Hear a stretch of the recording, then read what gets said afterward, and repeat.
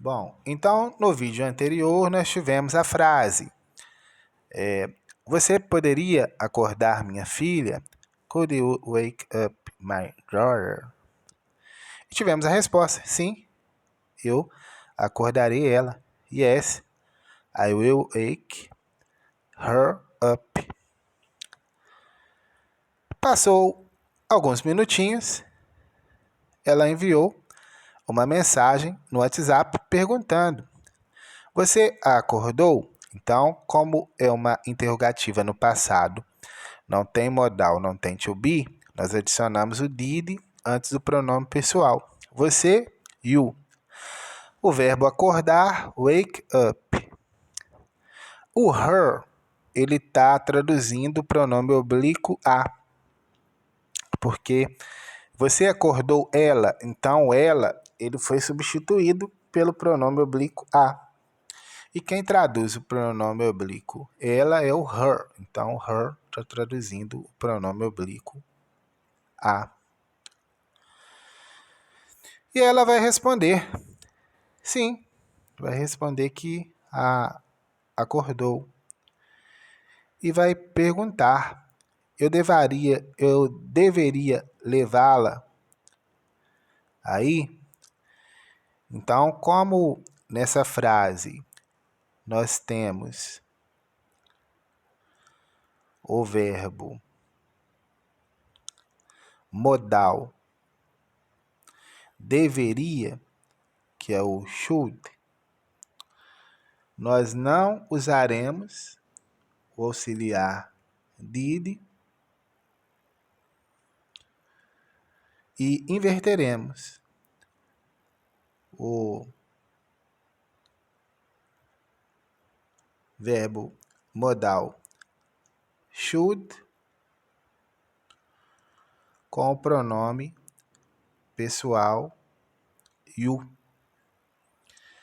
Então, todas as vezes que na frase interrogativa tiver um verbo modal, nós o inverteremos com o pronome pessoal. Então, nessa frase, nós temos o verbo modal should. Então, nós invertemos. Ficou deveria eu, should I. Levar, take. O A tem o som de E, take. O lá é traduzido pelo her, porque levar quem? Levar ela. Então, levá-la. O lá está substituindo o ela. E o pronome oblíquo ela é her. Aí, there. O T e o H tem o som de D. O E de E, o R de R e o E é mudo. Então, aí, there. E ela vai perguntar, ela se aprontou? Então, nesta frase, nós não temos um verbo modal e nem um verbo to be. Então, nós usaremos o did todas as vezes que a frase estiver no passado e for uma pergunta, não tiver verbo modal nem verbo to be, nós vamos usar o did antes do pronome pessoal. Então, nós usamos o did antes do pronome pessoal, ela, que é she, o SH com som de X, o E com som de I, she. O verbo aprontar, ele é traduzido por uma expressão, pela expressão get ready. Então, as expressões, elas não têm uma tradução de palavra por palavra. As expressões, você estuda, aprende que aquelas duas palavras, ela tem aquele significado. Então, você não traduz o get e não traduz o read, para você chegar na tradução do verbo aprontar. Você entende que o get e o read junto traduz o nosso verbo aprontar.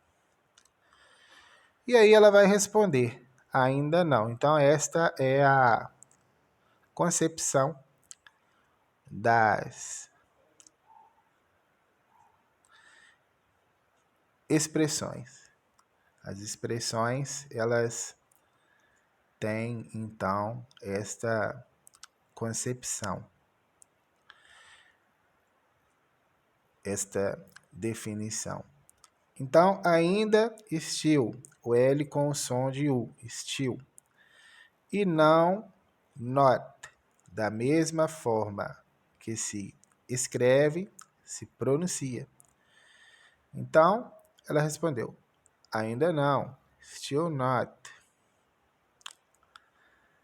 E aí, dando continuidade ao diálogo, nós vamos ter a frase, ela demora demais para isto. Nessa frase, nós teremos outra expressão. A expressão, ela pode ser chamada de expressão, somente de expressão, e pode ser chamada também de expressão idiomática. As duas definições são corretas. Então, qual expressão nós temos, então, nessa frase? Nós temos a expressão take long. Take tem o significado de levar. Long é o adjetivo longo. E se nós fôssemos traduzir então palavra por palavra, take levar, long, longo, seria levar longo. Porém, quando você contemplar essas duas palavrinhas, ou quando você quiser traduzir a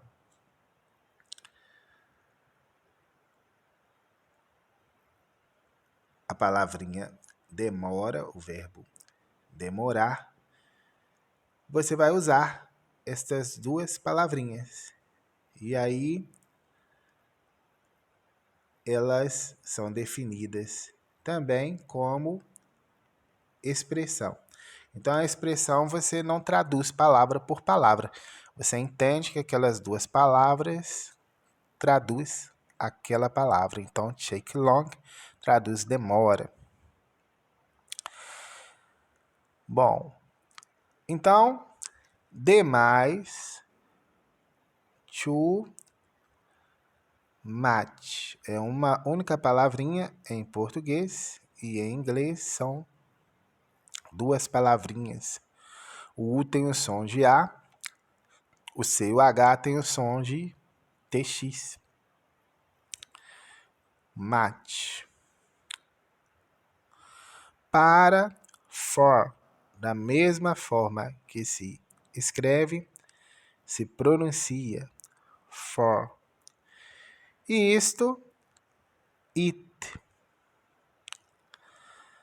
Bom, então, dando continuidade ao diálogo, nós teremos na próxima frase o verbo modal could. E todas as vezes que nós tivermos um verbo modal em uma frase interrogativa, nós iremos inverter o verbo modal com pronome pessoal. Então, o poderia é o could, é um verbo modal. Então, ao invés de ficar você poderia, ficará poderia você. Então, a pronúncia é o som do U extensivo, could. Você, you. O verbo apressar é hurry, o H com o som de R, o U com o som de A. o R de R e o Y de I. Enrola a língua no segundo R. Hurry. E apressar quem? Apressar ela. Então, lá, ele está significando ela. E o pronome oblíquo de ela é o her. Então, ela, como pronome pessoal do caso reto, é she. E ela, como pronome do caso oblíquo, é her. Então, dando continuidade ao diálogo, nós teremos uma frase que não tem verbo modal e nem verbo to be, e é uma interrogativa no passado. E as frases nesta condição sempre receberão o auxiliar das interrogativas no passado, did, antes do pronome pessoal.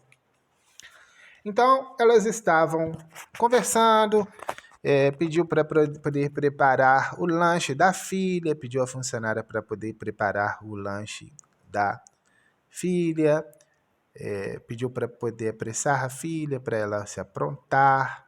E agora ela está, então, procurando a chave do carro para levá-la, a filha, até, então, ao trabalho dela. Então, o verbo ver é se. Os dois S têm o som de I, se. A, D. O TH tem o som de D, o E tem o som de E, D. E chave, que. O K com o som de K, o E com o som de I. O Y é mudo. Chave, que. E aí, ela vai falar, a filha vai falar. Ela deveria estar aqui. Então, ela, quando é traduzido para coisas ou animais, a tradução é it. Ela só é traduzida como she quando é traduzida para pessoas. Então, ela para uma pessoa é she e ela para coisas ou animais é it. E aí nós estamos falando da chave. Ela, a chave, deveria estar aqui. Deveria, should. Estar é o verbo be. O verbo be, do verbo to be, ele significa estar. Eu vou estar na festa, então be significa estar. Eu vou estar comemorando com você. E o should, ele não foi invertido porque nas afirmativas ele não inverte. Nas afirmativas ele fica na mesma posição. Somente nas interrogativas e nas negativas que ele muda de posição. Bom, então o verbo nas afirmativas ele fica na mesma posição da tradução da palavra. Então o verbo estar é o verbo be. E aqui, here, o H com som de R, o E de I, o R de R, o E é mudo. Então, aqui, here. Bom, então, estava conversando, então, a filha falou, ela deveria estar aqui. E agora a funcionária vai perguntar à mãe dela pelo WhatsApp: você deixou a chave? Então, como é uma pergunta, nós vamos usar o auxiliar das perguntas no passado. Did. Você, you. O verbo deixar, você deixou o seu celular na mesa. Você deixou o carro aberto. É leave. O E e o A tem o som de I. O V de V, o E também tem o som de I. Então, o verbo deixar Você deixou a caneta na gaveta. Então, o verbo deixar é leave. A, artigo definido de, o TH com o som de D, o E com o som de E. De. E chave, que. Bom, então, ela vai responder, eu poderia esquecer isto? Vai perguntar. Ela poderia esquecer a chave? Eu poderia esquecer isto? Então, nós temos o verbo modal, could, na frase. Nós, então, inverteremos o verbo modal could com pronome pessoal I. Poderia eu? Could I? Esquecer é o verbo forget. Da mesma forma que se escreve, se pronuncia forget. E isto, it. Da mesma forma que se escreve, também se pronuncia it. E aí, ela vai falar, ela está na geladeira. Então, ela, como está se referindo à chave, a uma coisa, nós vamos traduzir pelo it. Todas as vezes que ela estiver se referindo a uma coisa ou um animal, nós vamos traduzir pelo it. E quando estiver se referindo a uma pessoa, nós vamos traduzir pelo she. Em cima, on the. Se nós mudássemos para in the, a tradução seria dentro da geladeira. Então, a preposição on the, ela significa na. Então, ela está na geladeira, mas com a compreensão de que está em cima da geladeira, sobre a geladeira, em cima da geladeira. E a preposição in the traduz na, a mesma tradução do on the, na. On the, na, in the, na. Porém, in the, dentro da geladeira. Então, a água está dentro da geladeira. Nós usaríamos o in the e não o on the. Bom, então, ela falou que a chave está na geladeira. It is on the fridge. O G tem o som de DGI.